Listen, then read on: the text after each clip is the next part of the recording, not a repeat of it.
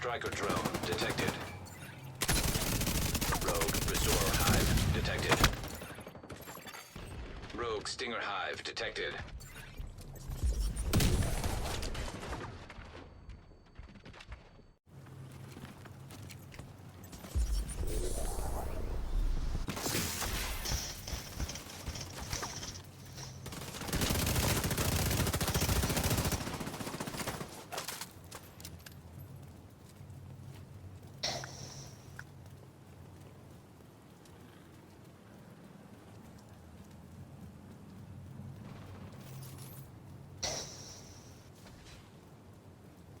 Over here.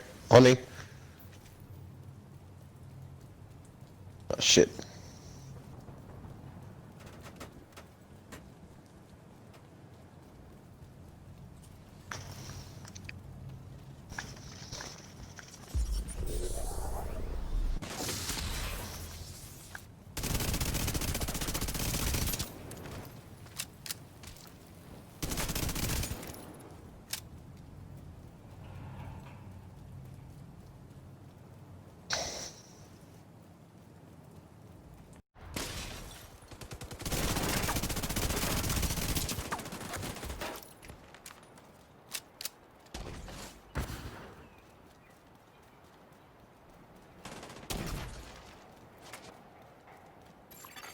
Agent down.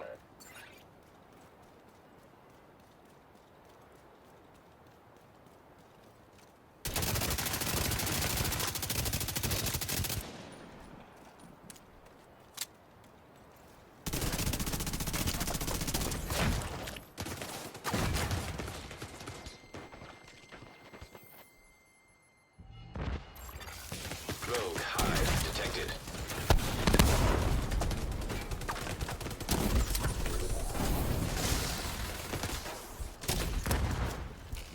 I've sent a Specialization supply drop your way.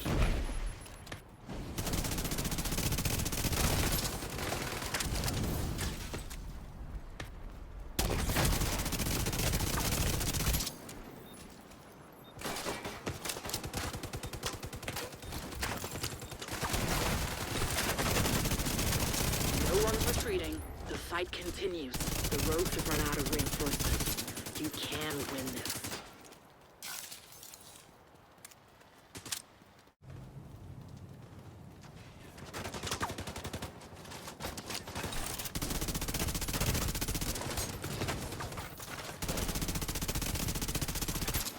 Rogue Assault Turret detected. Rogue Restorer Hive detected. Agent down.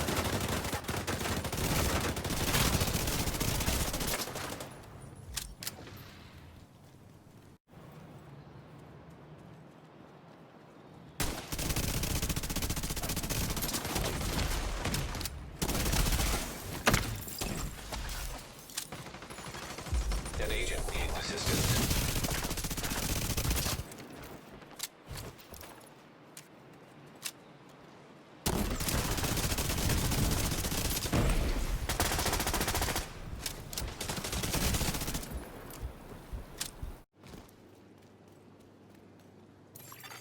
The boost is being taken by allies.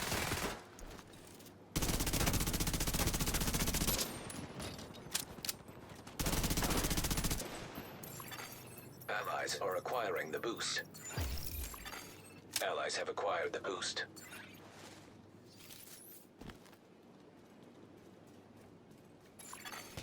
Rogue Seeker Mine detected.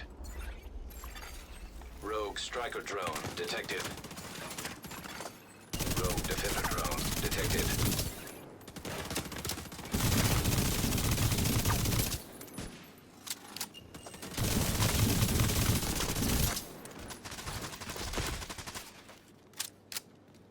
Nobody's pulling out.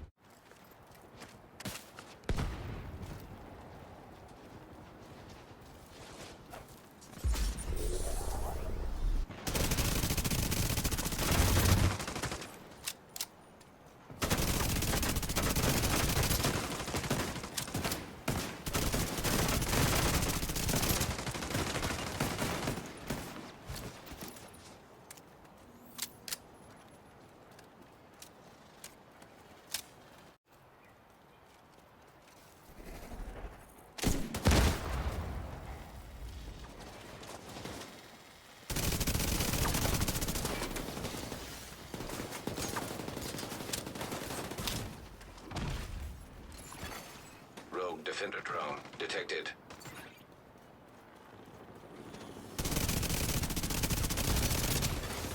An agent needs assistance.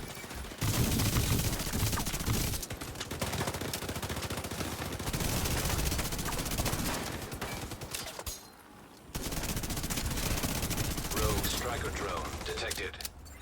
There are no more rogue reinforcements.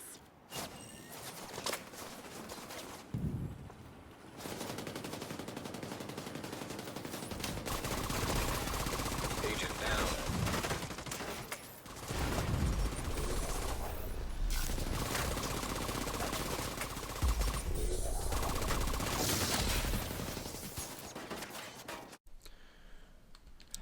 What's going on YouTube? Kamikazevondoom here with another Division 2 video. Now, this is Saturday, so this is going to be like my little Saturday special. I usually don't upload during the weekends, but I decided to throw you guys a little curveball. I was meaning to upload this yesterday, but as it got later and later in the day, I decided to just wait, record it on Saturday, and surprise you guys. So yeah, shout out to the DoD Disciples of Doom. This is going to be my tank crit build. So I've been using this the last day or so in conflict. I've got some pretty good clips I've already showed you guys. And basically you out tank anything you want. Being shot with fire, getting blinded, getting shot in the back, going against two people running shields at once. It really doesn't matter. You can out tank them and still get that kill. That's how tanky this build really is. Now, I would call this the perfect tank build, but I don't know. I mean, I do run perfectly unbreakable with perfect adrenaline rush. That way I just get the most I can out of it in PvP. So technically this could be considered a perfect tank build, but I'll try to shy away from the whole perfect aspect. However, this is my tank crit build. So you can see I have 2 million armor, but then when I go to the stats, you can see I have max crit chance, 130 crit damage, 57.6 headshot damage, and 6% armor damage. That's with having over 2 million armor. Not only that, but if I hit PvP on the stats, perfectly unbreakable gives me 55% of my armor back on depletion. So technically I'm running around with over 3 million armor. And I also get the 12% bonus armor from Adrenaline Rush every time I'm within 10 meters of an enemy, which also stacks up to 3. So that's 36% of 2 million. So, I mean, I'm running around with a lot of armor. And doing that with the crit on top of the Lady Death, it's pretty much game over. Lady Death is by far the most popular weapon I've seen in PvP for at least the last month or so. It seems that everyone is running it, and every single team has at least 2 of them running it. It's pretty crazy. Yeah, there are some that still use the Eagle Bearer or, you know, the FAMAS, some off-the-wall weapons, but I'm telling you, Lady Death is by far the most popular, which means in the future they're probably going to end up nerfing it because there's so many people using it. Either that or give us another weapon that's just as good. Alright, so this is my tank crit build. We'll start at the top with the specialization. I'm using the Demolitionists specialization. Reason being, group members get that damage to targets out of cover. When my armor is depleted, it not only procs perfectly unbreakable, but it also procs my ammo magazine. So it refills whatever weapon I'm using, and I get that perfectly unbreakable proc at the same time. So face tanking while I'm using this build is pretty much a win-win for me. Now for Demolitionists, I also get that crit chance small laser pointer that I use on my AR. And you get the grenade launcher, which in my opinion is the fastest way to get damage or get a kill in conflict. Using the gunner or the flamethrower, it just won't really work for you. Survivalist, again, you'd have to be really good, like Hawkeye, Green Arrow style for that, which really won't work for you. And then of course you have that sniper, which there are some snipers out there that are pretty good, but Demolitionist by far is the easiest, the fastest, and the most reliable way of getting damage and kills in conflict. So get that special ammo, whip out your grenade launcher, and it's a lot of fun to use. Now, that's why I use Demolitionists. For the weapons, I'm using the Lady Death. Obviously, everyone and their mom's running it, so why not? I'll run it too. And I'll show you how to use it better than they are using it. Now, mine's only at 56.5k total damage, but with 2 million armor and all that crit and crit damage, I'm really not worried about it. It does have 14% SMG damage, 21% crit chance, and 6% damage to armor. Now, what's good about this is it comes with that breathe free talent. So as I'm moving around, you gain stacks while having the Lady Death out. So every time I'm in a engagement, I usually have all stacks. Well, it says each round fired consumes a stack, amplifying 75% damage. So I'm still running around with that amplified damage on top of my crit with 2 million armor. So you can already start to understand why, seeing those game clips, I was just sitting there taking all the damage in the world and still getting my kills, because it's just that tanky. Now my secondary is the Shield Splinterer. This is your named F2000 AR. The only way of getting this is you have to kill all of the first year hunters and then open up the ivory box that is in the base of ops. Now this one, total damage 62.1k. That's with 15% AR damage, 16% health damage, and 8% damage to targets out of cover. Now what makes this the named version is it has perfect Optimist. So my weapon damage is increased by 4% for every 10% ammo missing from the magazine. And it shoots fairly quick for an AR, and I'm not really worried about that. I'm getting a lot of damage using this weapon as well. What I do is I use the AR when my enemies are outside of my Lady Death range, and then whenever they decide to push or I decide to push, I'll switch to the Lady Death. That way I get my max stacks before I engage again. So just work smarter, not harder. Now going to the attachments, they are both crit chance. So crit chance on the optic, crit chance on the muzzle, and then the sturdy extended round for the 50 round mag. The sidearm backup boomstick, using this for just really sticky situations. If they push while I'm reloading or I get caught behind while reloading, I'll whip this out, double tap them, and then usually they're either dead or they're trying to heal up. Then I can switch over, reload, and go back to it. Now as far as the build is concerned, the way to get this is you run the 2 Badger Tough for the total armor, 1 Gilligard for total armor, and then 2 Foundry Bulwark for total armor. Now the last piece, I chose the Walker Harrison Co. named backpack for the perfect adrenaline rush. I wanted the more armor, that way I can increase the sustainability of this build. Even though I'm already at 2 million armor, using this with perfectly unbreakable, I'm basically running around with 3 to 3.5 million armor. Now also, the Walker Harrison Co. does give you that weapon damage. It's not much, but it does help out. Now, looking at the actual build, let's start with the mask. So first off, you have your Badger Tough mask. So the Badger Tough brand set bonuses I get out of this build, 10% shotgun damage and that 5% total armor. Now I'm not using that shotgun damage really unless I have to whip out that sidearm.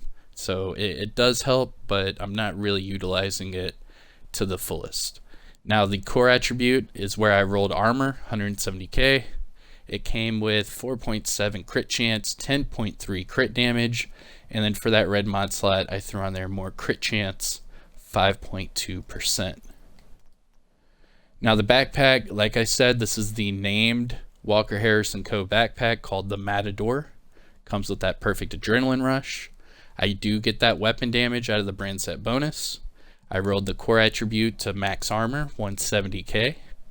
It came with 4.7 crit chance, 7.6 headshot damage, and then that red mod slot, more crit damage at 11.8%.